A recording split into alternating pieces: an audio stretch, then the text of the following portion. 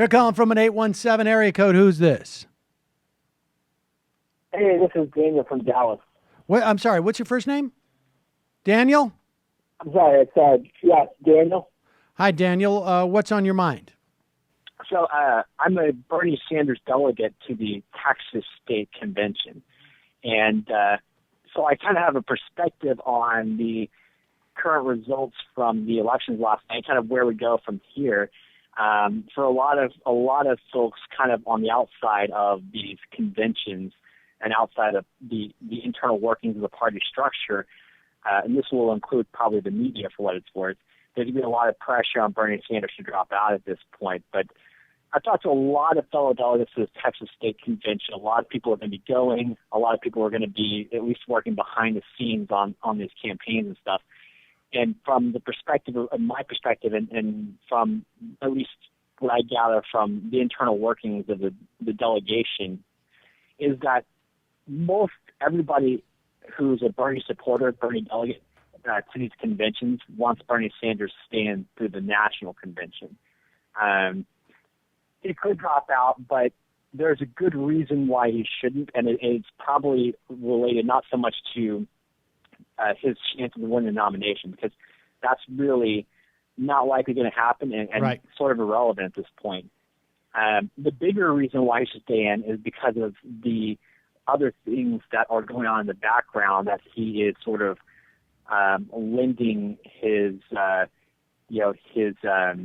he's sort of blazing the trail, as it were. Like those 5 picks to the platform committee that he made, he couldn't have done if he conceded the race weeks ago. Right. And a lot of other delegates and other folks who are part of the Bernie coalition are doing a lot of things behind the scenes that are made a lot easier because he's continuing to stay in the race. And if he stays in through the convention, that'll make it a lot easier to get a lot of work done for progressive causes that you couldn't do otherwise. So give people an example of what give people what an example of what you're talking about. I mean, you're right about the platform. Are we talking things like? I mean, because this is what I was saying earlier, was that, unless he is finding the leverage to be effective by holding out, because it's conceivable, right? Like they must have a list of things that they want to do. The Sanders campaign. Maybe it's reform the process, right? Like half votes for all super delegates, or something else. I mean, give me a sense of what those things that you're talking about that people are working on. Yeah, that's a good question. For our state convention, and I'm sure a lot of this will even go on to the national convention, a lot of these initiatives. But one of the things that we're working on and all the state Senate districts for Bernie Sanders are working on is getting people on all these different committees. The Rules Committee, the Platform Committee, the Resolutions Committee, all these different committees. And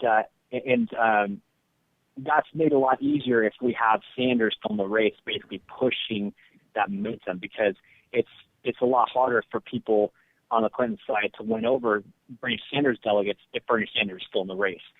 If he drops out, then it's almost like, well, what do we do now? We can still, we don't have somebody that we can cling to say we're still with this campaign. So I think on some level it makes it easier for us to get people on the committees, and we can make deals. We can trade certain votes with Clinton supporters, Clinton delegates, for getting certain Bernie Sanders supporters on the committees. For my Senate district, we're really hoping to get at least 1 or 2 people from our Senate district on committees, and we're expecting to work with Clinton delegates to trade votes to get to that point.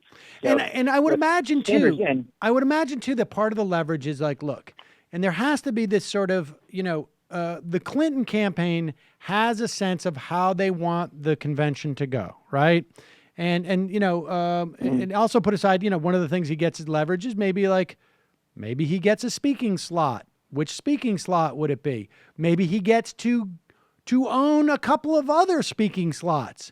Who does he get to choose and give those to? And the point is, the Clinton campaign wants the convention to go this way, X way, let's say. And Bernie Sanders maybe will gum up the works in their mind, if he's not sort of conceded before the convention, let's say. So it's quite possible that he says, like, look, if you want me to drop out, this is what I want. If you want me to drop out on the day after DC, this is what I want. I want these speaking slots. I want you to consider these 4 people for, I don't know, a position at the Treasury. I don't know what those things are. And maybe the ones that are visible are, we want this many seats on the Rules Committee. We want this many seats on the committee that deals with X, Y, or Z. And so I would imagine the campaign has the best sense. It's always in these type of negotiations, right? You don't want to overplay your hand. You don't want to underplay it either. I think there is definitely value for him staying in. I'm just not sure at what point, how much, I would imagine even the deal could be okay, I'm not going to officially leave the campaign until, Monday before the convention or Monday of the convention, but we'll make it clear to the press that we're dropping out a week before, whatever it is. Who knows what the machinations go on. But I think it would be a mistake for him to go, and I don't think he's interested in going to the convention because I think he knows he can't, or at least, he can't win at the convention. So you just basically got to sort of thread the needle here. That's basically what it comes down to. Ultimately he'll have to probably, once the superdelegates have voted, and they'll likely vote for Clinton in large enough numbers to make her win a nomination, that means that by the time the national convention ends, he'll have to probably in his bid. He can't actually continue because it's just impossible at that point. But until then, we've still got a horse in this race, and he can help us. As long as he can still hold these delegates, us, hostage, then that means that we can continue to build this infrastructure. Because for us, it's a long game going well beyond this election. It's about getting people on committees. It's about taking over the DNC's power structure. And so we're thinking a long game here, and as long as he stays in, he's helping us build that infrastructure because there's a lot of stuff going on behind the scenes that people don't see, and it is connected with Bernie Sanders staying in. Once he leaves, there'll still be an infrastructure there, but the longer he stays in, the easier it makes me and fellow delegates the easier it makes it for us to build that infrastructure. So anyway, that's just kind of why I want to let you know and why I think it's a good idea that he stays in. Daniel, thanks for the call. Really appreciate the information. Sure. Thanks, buddy. Hello, you. I'm Sam Seder. Looking for smart progressive talk that is occasionally amusing? Well, subscribe to our YouTube feed. Subscribe to our podcast. Like us on Facebook. And just generally enjoy us.